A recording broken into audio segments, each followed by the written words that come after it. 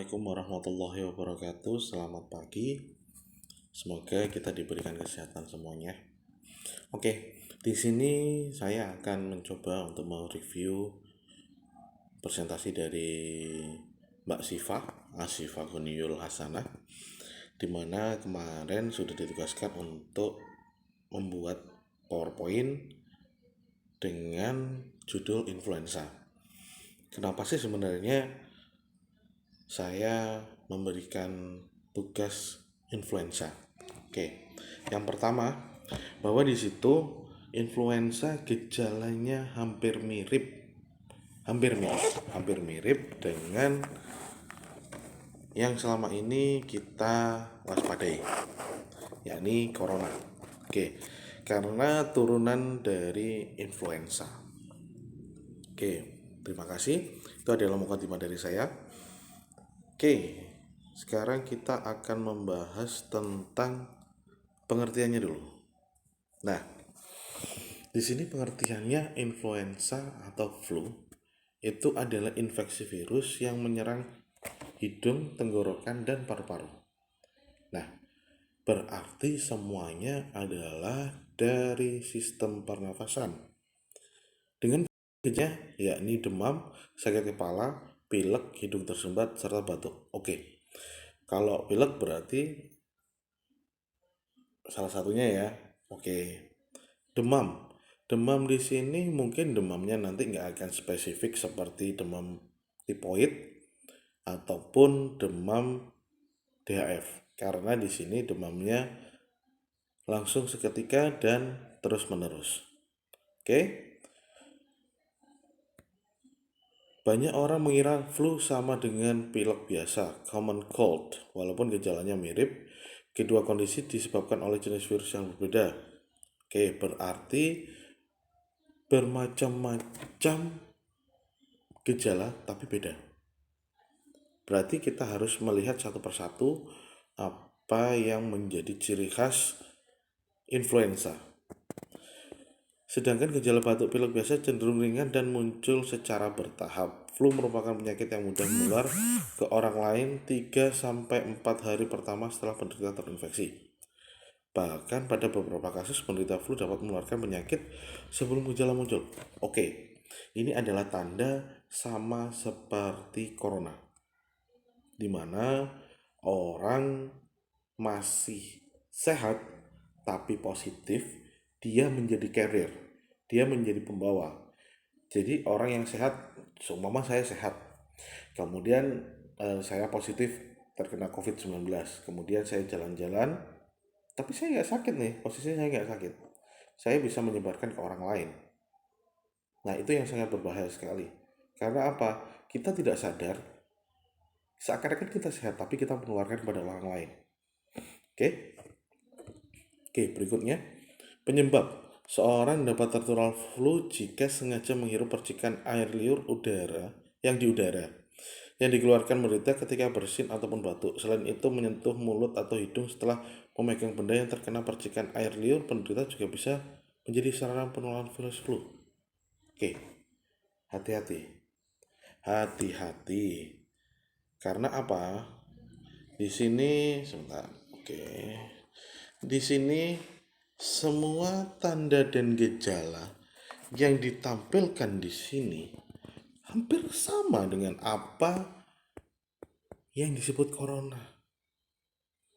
Oke?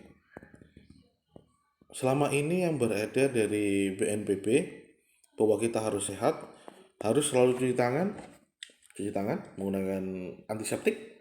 Kalau enggak ya kita bisa bikin sendiri.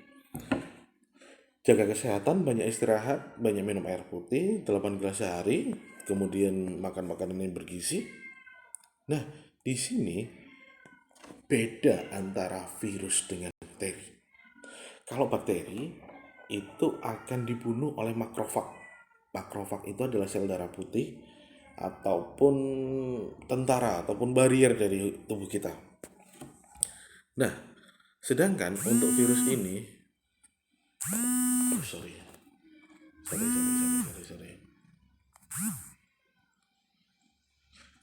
Maaf ya, ada telepon tadi. Sedangkan untuk penularan virus itu langsung masuk di RNA kita, DNA kita, ataupun di dalam sel kita. Jadi yang bisa menghancurkan si virus adalah autoimun kita sendiri. Jadi walaupun kita minum antibiotik apapun itu tidak bisa, karena sifatnya bukan biotik, tapi dia adalah virus. Virus lebih kecil ukurannya.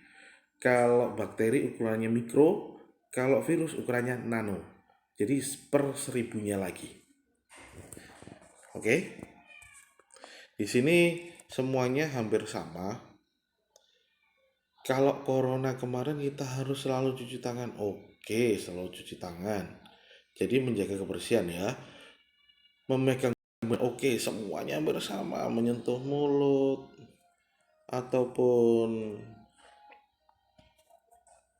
bentar, menyentuh mulut, hidung, kemudian memegang benda, semua adalah tata cara mereka untuk menyebarkan virus. Jadi virus itu secara droplet infection, di mana percikan sepernano pun bisa menjadi percikan. Mungkin teman-teman sudah banyak melihat di YouTube tentang penggunaan masker, efektifkah dengan orang sehat, efektifkah dengan orang yang tidak sehat, maka itu bisa dilihat di situ. Oke. Oke, selanjutnya gejala antara lain. Oke, ini nih kita yang biasanya menyepelekan di mana eh ya alah pilek kayak batuk, apaan sih itu sebenarnya, tetap kita bisa bisa aktivitas kan ya. Nah di situ kita jangan jangan menyepelekan, di mana nanti setelah kita merasa tidak enak badan, tidak fit, baru kita merasakan ternyata flu itu menyakitkan ya. Nah di sini yang pertama demam. Demamnya di sini kisarannya pasti di antara 37 sampai 38,5. Karena apa? Di sini ada infeksi. Jelas nanti akan ada demam. Jelas akan ada inflamasi. Inflamasinya di mana? Entah di hidung, kemudian entah di pembuluh darah, entah nanti di tenggorokan, gejala batuk. Yang parahnya lagi, apabila kita seorang yang mengidap asma. Pernah bayangin nggak? Kita nafas dengan asma itu juga sudah sesak nafas kita. Kemudian ditambah lagi gejala dari influenza. Nah, itu yang paling berbahaya. Segeralah berobat ke dokter jika gejala di atas tidak kunjung membaik setelah 2 minggu. Berarti kita dikasih waktu 2 minggu untuk menyembuhkan diri, untuk memperbaiki diri kita sebelum ada obat-obatan kita masuk. Nah, yang perlu diwaspadai apabila disertai sesak nafas atau penurunan kesadaran. Ini secara langsung kita tidak boleh meremehkannya. Tindakan pertama, kalau kita penurunan kesadaran, panggil 118 ataupun ambulan, ataupun kita ke rumah sakit terdekat. Oke. Pengobatan dan pencegahan. Flu ringan dapat diatasi dengan banyak beristirahat. Oke. Get. Jadi selama ini yang kita laksanakan, apalagi yang muda-muda nih, banyak yang mengamalkan kuota malam. Kuota malam entah itu main ML ataupun WA dengan teman dekatnya ataupun apalah, itu yang sangat bertentangan dengan ini. Banyak istirahat, Pak. Banyak istirahat berarti saya harus banyak tidur, jadi habis bangun tidur lagi, bangun tidur lagi. Enggak, bukan itu. Yang dimaksudkan banyak tidur di sini itu apabila tidur kita bisa meningkatkan imun. Kapan Pak tidur kita meningkatkan imun? Jam 9 malam sampai dengan jam 3 pagi. Ini adalah waktu di mana kita bisa meningkatkan imun kita. Pak, pagi saya tidur Pak, siang saya tidur Pak, sore saya tidur Pak, malam malah nggak bisa tidur Pak. Itu kesalahan Anda sendiri karena sudah terlalu banyak akumulasi dari tidurnya. Oke, ya, ingat ya. Nah, setelah itu, oke, sorry. Setelah itu, mengkonsumsi makanan sehat yang mengandung vitamin C. Why? Kenapa kok di sini vitamin C? Pak, saya minum Oronamin C, saya minum Ester C, saya minum ini itu obat. Itu berbentuk kapsul dan buatan. Oke? Berbentuk kimia. Jadi kita harus menggunakan yang alami dulu lah paling enggak. Banyak minum cairan. Banyak minum cairan ini bukan berarti yang Anda ketahui yang di rumah sakit ya. Nanti jangan sampai minum cairan RL diminum, di 5 diminum. Jangan, itu enggak bisa. Oke.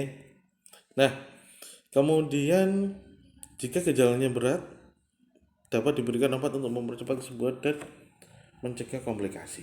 Oke, di sini obatnya hanya dari semua gejala. Coba dilihat, Anda meminum obat flu ya, obat flu beneran nih, obat flu. Yang pertama contohnya kayak ya produk sebelah kayak Demacolin atau apa gitu ya. Isinya yang pertama pasti pamol. Pamol di sini atau paracetamol fungsinya buat apa sih? Dia untuk menurunkan panas. Yang kedua, Evergreen. Evergreen atau Evergreen lah. Sorry, salah tulisannya Evergreen ya. Gunanya buat apa sih? Untuk melonggarkan dari pernafasan. Jadi tidak sesak lagi nantinya. Oke. Selanjutnya, cara mencegah flu yang paling efektif adalah menjalani vaksinasi influenza. Selain itu juga dianjurkan rajin cuci tangan serta menghindari berdekatan dengan penderita flu. Oke, yang selama ini pemerintah laksanakan social ataupun physical distancing. Ini sudah ada ya. Nih, yang di bawah tadi. Nah, untuk vaksinasi itu memang cukup lumayan efektif. Diberikan yang paling sering itu diberikan pada saat sebelum menunaikan haji. Itu paling sering. Jadi yang di sana yang di haji itu kan suhunya sangat sangat atau -5 kalau nggak salah, orang tua saya dulu bilang seperti itu sangat dingin sekali, lumayan, dan di situ cenderung terkena flu. Oke, flu yang sembuh kemudian kambuh dan memburuk bisa menjadi tanda komplikasi serius seperti paru-paru basah, gangguan jantung, meningitis atau infeksi paru atau infeksi virus pada otak. Oke. Di sini yang dimaksudkan flu yang sembuh kemudian kambuh lagi. Contoh nih, kita batuk-batuk. Terus kemudian beberapa hari, 1 atau 2 hari nggak batuk, kemudian kita batuk lagi 2 minggu. Itu bisa kemungkinan kita terkena TBC, tuberkulosis,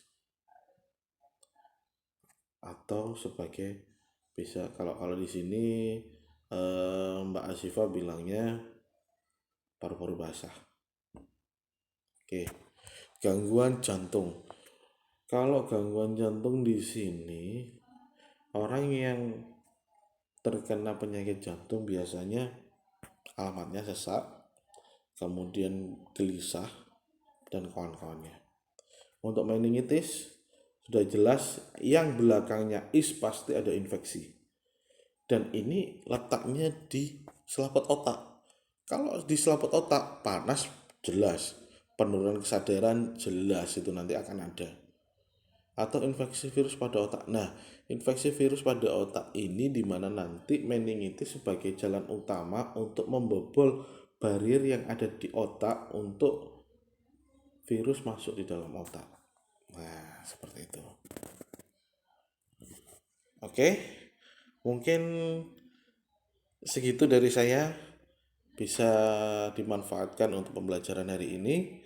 Saya ucapkan banyak terima kasih. Wassalamualaikum warahmatullahi wabarakatuh.